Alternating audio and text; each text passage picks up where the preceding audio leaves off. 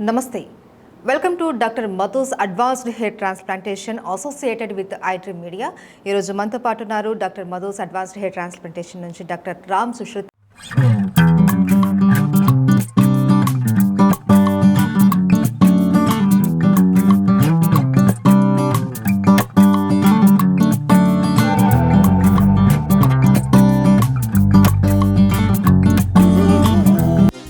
నమస్తే సార్. నమస్తే అండి. సార్, ఈరోజు మన నెక్స్ట్ ఎపిసోడ్కి వచ్చేసాం. అయితే మనం లాస్ట్ సిరీస్లో తెలుసుకునే దానికి మంచి రెస్పాన్స్ వచ్చింది. సో ఇప్పుడు ఈరోజు ఏంటినంటే చాలామంది డాండ్రఫ్ అనేసి అనుకుంటూ ఉంటారు, అందులో మనకు సోరియాసిస్ కూడా అటాక్ అయి ఉంటుంది అనేసి తెలుసుకోలేకపోతారు, కన్ఫ్యూజ్ అయిపోతూ ఉంటారు. ఈ డాండ్రఫా సోరియాసిస్, ఒకవేళ ఏదైనా సరే ఏంటి చిన్న చిన్న ప్రాబ్లమే కదా అని చెప్పి నెగ్లెక్ట్ చేస్తూ ఉంటారు. సో ఇది ఎంతవరకు కరెక్ట్? డాక్టర్ని మనం ఎప్పుడు కన్సల్ట్ అవ్వాలి, దాని గురించి చెప్తారా? తప్పకుండా అండి. సో ఇక్కడ మనం త్రీ ఇంపార్టెంట్ పాయింట్స్ మనం ఏంటంటే, ఒకటి ఫస్ట్ పాయింట్ ఏంటంటే నార్మల్ డాండర్ అంటే పొట్టు రాలడం, స్కిన్ పొట్టు రాలడం. సిబోసోరియాసిస్ అంటే ఓన్లీ సిబోరిక్ ఏరియాస్, అంటే ఆయిల్ ప్రొడ్యూసింగ్ గ్లాండ్స్. మన స్కిన్లో సిబేషియస్ గ్లాండ్స్ అనేవి కొన్ని పార్ట్స్లో ఉంటాయి అన్నమాట. స్కాల్ప్ మీద, ముస్టాచ్, బియర్డ్, చెస్ట్ ఏరియా మీద. ఇది సిబోరిక్ ఏరియాస్ అంటాం వీటి. ఐబ్రోస్ మీద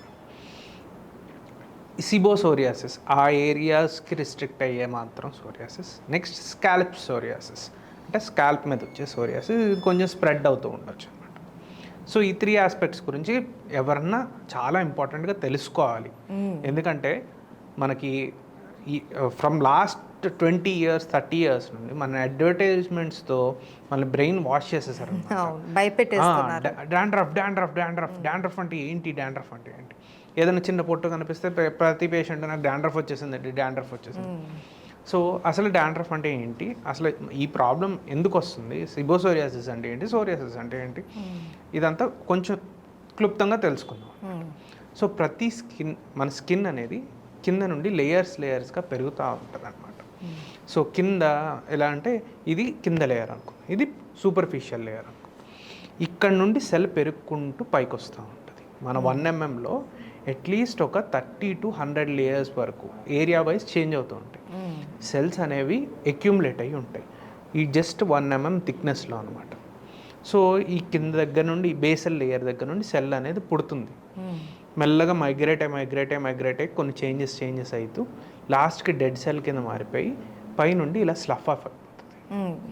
సో ప్రతి స్కిన్, ఇక్కడున్న స్కిన్ అలాగే జరగాలి, ఇక్కడున్న స్కిన్ అలాగే జరగాలి, ఇక్కడున్న స్కిన్ అలాగే జరగాలి. దాన్ని నార్మల్ సైకిల్, దాని సైకిల్ అది. సో ఇక్కడ స్కిన్ ఏంటంటే మనం ఎప్పుడన్నా సరదాగా వింటర్స్లో అప్పుడు ఇలా అన్నాం అనుకోండి, ఒక వైట్ గీత వస్తూ ఉంటుంది చూసారా. అలాగే ఇక్కడ డాండర్ అనేది కూడా ప్రొడ్యూస్ అవుతూ ఉంటుంది అనమాట.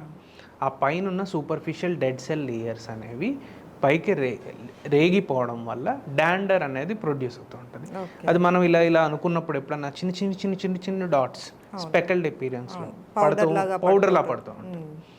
దీని గురించి ఎవ్వరూ కంగారు పడక్కర్లేదు, దీన్ని ఎవరు మార్చలేరు కూడా. ఎందుకంటే స్కిన్ అనేది పెరగాలి, అది ఊడిపోవాలి, అది న్యాచురల్ ప్రాసెస్. సో దాన్ని ఎవరు పెద్దగా మార్చలేరు. ఇకపోతే ఏంటంటే కొందరికి డాండ్రఫ్ అనేది ఉంటుంది. ఈ డాండ్రఫ్ చాలా కండిషన్స్ వల్ల వస్తుంది, ఒక్క కండిషన్ వల్ల కాదు. ఫస్ట్ కొందరికి ఏంటంటే ఫంగల్ కాలనైజేషన్, అంటే నార్మల్ ఫంగస్ అనేది మన స్కాల్ప్లో ప్రతి స్కిన్ మీద నార్మల్గా కొన్ని బ్యాక్టీరియా ఉంటాయి, కొన్ని ఫంగస్ ఉంటాయి. ఈ అబ్నార్మల్ ఫంగస్లు అనేవి ఒక్కొక్కసారి వస్తూ ఉంటాయి, పెరుగుతూ ఉంటాయి అన్నమాట.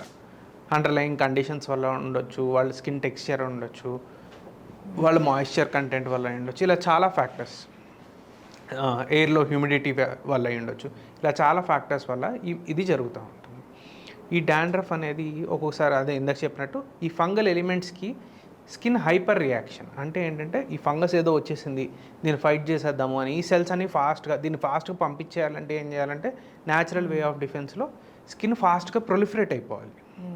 అంటే ఫాస్ట్గా సెల్స్ వచ్చేస్తే పైన ఉన్న ఫంగస్ లెగిసి వెళ్ళిపోద్ది అక్కడ నుండి, నేను ఫైట్ చేశాను అని ప్రూవ్ చేసుకోవడానికి ఈ స్కిన్ సెల్స్ పెరుగుతూ ఉంటాయి. ఇది సిబోరిక్ డెర్మటైటిస్ అంటాం. సోరియాసిస్ అనేది ఏంటంటే ఒక auto immune disorder. Auto immune disorder అంటే ఎప్పుడన్నా మనకు ఏదో జ్వరం వచ్చింది, మన బాడీ ఏం చేస్తుంది అంటే దాన్ని ఫైట్ చేయడానికి కొన్ని యాంటీబాడీస్ని, ఒక ఇమ్యూనిటీని బిల్డప్ చేస్తుంది అనమాట. ఈ ఇమ్యూన్ సెల్స్ ఏంటంటే ఒక్కొక్కసారి ఆ బ్యాక్టీరియా మీద ఉన్న సెల్ ఒక కోడ్ మన నార్మల్ స్కిన్ మీద ఉన్న కోడ్ ఈ రెండు మ్యాచ్ చేసేసుకుంటుంది. ఈ రెండు దగ్గరగా ఉన్నాయి, ఇదేదో బ్యాక్టీరియాలో ఉందని అక్కడికి దానికి పని ఉన్నా లేకపోయినా వెళ్ళి టింగ్ టింగ్ టింగ్ టింగ్ అని కొడుతూ ఉంటుంది. కొట్టడం వల్ల అక్కడ స్కిన్ ఇన్ఫ్లమేషన్ జరుగుతూ ఉంటుంది. సో అది ఆటో ఇమ్యూన్ డిజార్డర్ అనమాట. అక్కడ దానికి చాలా ఫ్యాక్టర్స్, ఒక రీజన్ వల్ల సిబోసోరియాసిస్ వస్తుంది అని ఉండదు. సో ఎవరైతే డాండ్రఫ్ ఉన్నా సిబోసోరియాసిస్ ఉన్నా వీళ్ళకి ఏంటంటే పెచ్చులుగా రాలుతూ ఉంటుంది. మనం ఇందాక ఏదైతే డాట్స్ అనుకున్నామో డాట్స్లో ఉండదు, షీట్స్లో వస్తూ ఉంటుంది. వీళ్ళకి ఖచ్చితంగా ట్రీట్మెంట్ అనేది అవసరం. నేనుగా ఇది నాకు సోరియాసిస్ ఉందా, సీబోరిక్ డెర్మటైటిస్ ఉందా, లేకపోతే వేరేది ఉందా అనేది ఫంగల్ ఎలిమెంట్స్ వల్ల వస్తుందా అనేది చూసుకోగలనా అంటే ఖచ్చితంగా అవ్వని పని. ఎందుకంటే ఏంటంటే పర్టికులర్ టైప్ ఆఫ్ ఇన్ఫ్లమేషన్ అనేది ఒక్కొక్క డిసీజ్కి మారుతూ ఉంటుంది. చాలా ఎక్స్పర్ట్ డెర్మటాలజిస్టులు మాత్రమే అది ఫంగల్ ఎలిమెంట్ ద్వారా వస్తుందా లేకపోతే సిబోసోరియాసిస్ వల్ల వస్తుందా అనేది చెప్పగలుగుతారు. అండ్ కొన్నిటిలో ఏంటంటే మనం డిఫరెన్షియేట్ చేయలేని పక్షంలో డెర్మోస్కోపీ అంటాం. అంటే ఏంటంటే తల స్కాల్ప్ వరకు చిన్న కెమెరా లాంటిది పెట్టి ఒక ప్యాటర్న్లో ఉంటే ఇది ఫంగల్ ఎలిమెంట్స్ వల్ల వస్తుంది, ఇంకో విధమైన ప్యాటర్న్లో ఉంటే ఇది సోరియాసిస్ అనేది ఎగ్జామిన్ చేస్తూ ఉంటాం. ఆ ఒక్క ఏరియానే కాదు, ఒక్కొక్కసారి సోరియాసిస్లో ఉన్న వాళ్ళు నెయిల్స్ చేంజెస్ అనేవి కూడా ఉంటాయి. ఆ నెయిల్ చేంజెస్ ఉన్నాయా అనేది కూడా చూసుకుంటాం. ఇలాగ ఏంటంటే ఒక క్వాలిఫైడ్ డెర్మటాలజిస్ట్ అంటే ఒక పద్ధతిగా ఇతనికి ఇందువల్ల మాత్రం వస్తుంది అనేది ఐసోలేట్ చేయగలుగుతాడు, కాజ్ అనేది ఐసోలేట్ చేయగలుగుతాడు. ఒక్కసారి కాజ్ని ఐసోలేట్ చేసామంటే దాన్ని చాలా వరకు కంట్రోల్ చేయగలం. యాజ్ ఐ సెడ్ సోరియాసిస్ అనేది ఆటో ఇమ్యూన్ డిసార్డర్ అనమాట. ఈ ఆటో ఇమ్యూన్ డిసార్డర్స్ని కంపల్సరీ ఆపేసేది అవ్వదు. అది కంటిన్యూస్గా ఇమ్యూనిటీ అనేది మన బాడీ ఎప్పుడు ప్రొడ్యూస్ చేస్తూ ఉంటుంది ఇమ్యూన్ సెల్స్ని. సో దాన్ని కంప్లీట్గా డిస్ట్రాయ్ చేసేయలేము. దాన్ని ఏంటంటే దానికి కొన్ని లక్షణాలు ఉంటాయి. యూజువల్లీ వింటర్స్లో కొంచెం ప్రొలిఫరేట్ అవుతుంది, ఎక్కువ స్ట్రెస్ ఉన్నప్పుడు, లేకపోతే స్మోకింగ్ ఆల్కహాల్ తీసుకున్నప్పుడు, లేదా ఒబేసిటీ వస్తున్నప్పుడు వీళ్ళ దగ్గర ఏంటంటే కొంచెం యాంటీ ఇన్ఫ్లమేటరీ సబ్స్టెన్సెస్ ఇచ్చి దాన్ని కంట్రోల్ చేస్తూ ఉంటాం అన్నమాట. అలాగే యాంటీ ఇన్ఫ్లమేటరీ షాంపూస్ కూడా ఉంటాయి, వాటి వాళ్ళని ఇచ్చి కూడా దాన్ని కంట్రోల్ చేస్తూ ఉంటాం. ఇకపోతే ఫంగల్ ఎలిమెంట్స్, దీనికోసం మాత్రమే యాంటీ ఫంగల్ షాంపూస్ మాత్రం వాడుతూ ఉంటాం. కొన్ని మిక్స్డ్ కూడా ఉంటాయి. ఈ ఫంగల్ ఎలిమెంట్ ఓవర్ గ్రోత్ ఉంటుంది, సిబోసోరియాసిస్ కూడా ఉంటుంది. ఈజీగా ఏంటంటే ఎవరన్నా వాళ్ళు తెలుసుకోవాలి అనుకుంటే ఎప్పుడన్నా గుండు కొట్టించుకున్నప్పుడు, దీనికోసం గుండు కొట్టించుకోవద్దు, ఎప్పుడన్నా గుండు కొట్టించుకున్నప్పుడు ప్యాచెస్ లాగా కనిపిస్తూ రెడ్గా కనిపిస్తూ ఆ ప్యాచ్ మీద వైట్ ఫ్లేక్స్ ఉన్నట్టుంటే ఖచ్చితంగా వాళ్ళకి సిబోసోరియాసిస్ ఉందని అర్థం. ఇది కంటిన్యూస్గా ఉంటుంది. నెక్స్ట్ స్కాల్ప్ సోరియాసిస్ ఏంటంటే కొంచెం సైడ్స్ నుండి ఇలా ప్రొలిఫరేట్ అయ్యి స్కిన్ మీద కూడా వచ్చే ఛాన్సెస్ ఉంటాయి, నార్మల్ స్కిన్ని కూడా ఎఫెక్ట్ చేసే ఛాన్సెస్ ఉంటాయి. సో స్కాల్ప్ సోరియాసిస్ ఉన్న వాళ్ళకి స్కిన్ మీద కూడా వేరే చోట, ఇక్కడ యూజువల్లీ ఎక్స్టెన్సర్స్ అంటాం, ఇక్కడ నీస్ మీద, బ్యాక్ పైన, వీటి చోట్ల కూడా వాళ్ళకి సోరియాసిస్ ప్యాచెస్ ఎప్పుడన్నా వచ్చే ఛాన్సెస్ కూడా ఉంటుంది. సో సోరియాసిస్ అనేది ఆటో ఇమ్యూన్ డిజార్డర్. డాండ్రఫ్ అనేది చాలా కాజుల వల్ల వస్తుంది. అది ఎందుకు వస్తుంది అనేది మనం ఐడెంటిఫై చేయాలి. తల మీద ఇలా అనుకున్నంత మాత్రం పొట్టు రాని వల్ల డాండ్రఫ్ ఉన్నదని కన్ఫర్మేషన్ ఏం లేదు. దానికోసం అనవసరమైన ఏం ట్రై చేయాల్సిన అవసరం అసలుకి లేదు. Okay, right sir. మనకు లాస్ట్ టైం వచ్చినట్టే ఈసారి కూడా ఒక క్వశ్చన్ వచ్చింది. డాక్టర్ మధుస్ అడ్వాన్స్ హెయిర్ ట్రాన్స్ప్లాంటేషన్కి ధన్యవాదాలు సార్. నా పేరు సతీష్. అయితే నాకు గత కొద్ది రోజులుగా కూడా మొత్తం బాల్ హెడ్ వచ్చేసింది. అయితే నేను హెయిర్ ట్రాన్స్ప్లాంటేషన్ చేయించుకుందామని అనుకుంటున్నాను. నా వయసు ఇప్పుడు 31 సంవత్సరాలు. ఇప్పుడు నేను హెయిర్ ట్రాన్స్ప్లాంటేషన్ చేయించుకోవచ్చా? చేయించుకోవడం వల్ల ఏమైనా సైడ్ ఎఫెక్ట్స్ వస్తాయా? సో నా పేషెంట్స్ నా దగ్గరకు వచ్చిన వాళ్ళందరికీ నేను ఏంటంటే సింపుల్గా ఫస్ట్ హెయిర్ ట్రాన్స్ప్లాంటేషన్ అంటే ఏంటి అనేది తెలుసుకోండి అనేది నేను చాలా ఎంఫసైజ్ చేస్తాను అనమాట. సో హెయిర్ ట్రాన్స్ప్లాంట్ అంటే బేసికలీ ఏంటి, మీ హెయిర్ని మీకు ట్రాన్స్ప్లాంట్ చేస్తున్నాం అంటే ఒక చోట నుండి తీసి దాన్ని ఇంకో చోట పెడుతున్నాం. కొత్త హెయిర్ని మనం క్రియేట్ చేయట్లేదు. సెకండ్ ఇంపార్టెంట్ పాయింట్, ఈ హెయిర్ ఎక్కడి నుండి తీస్తున్నాం అనేది కూడా చాలా ఇంపార్టెంట్ పాయింట్. బ్యాక్ సైడ్స్ ఈ 2 ఏరియాస్ నుండి సెలెక్ట్ చేసుకుంటాం. నేను లాస్ట్ ఎపిసోడ్లో మీకు చెప్పాను, బట్టతల అనేది యూజువల్లీ ఈ ఏరియాలోనే వస్తుంది, ఈ ఏరియాస్లో రాదు. మన తాతల వాళ్ళని చూసినా కూడా వాళ్ళకి ఇటు సైడ్ బ్యాక్ సైడ్ హెయిర్ బాగానే ఉంటుంది, కానీ ఇక్కడ ఒకటే బట్టతల అవుతుంది.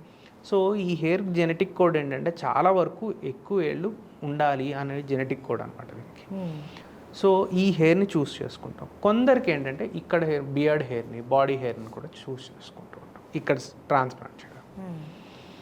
సో ఇది చాలా సింపుల్ ప్రొసీజర్, చాలా ప్రూవెన్ ప్రొసీజర్.